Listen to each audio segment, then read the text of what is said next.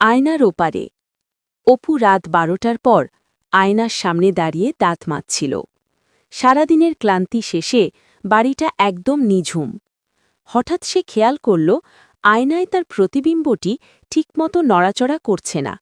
সে যখন ডান হাত দিয়ে ব্রাশ করছে, আয়নার অপুটা সামান্য দেরিতে হাত তুলছে। অপু ভয় পেয়ে থমকে দাঁড়াল।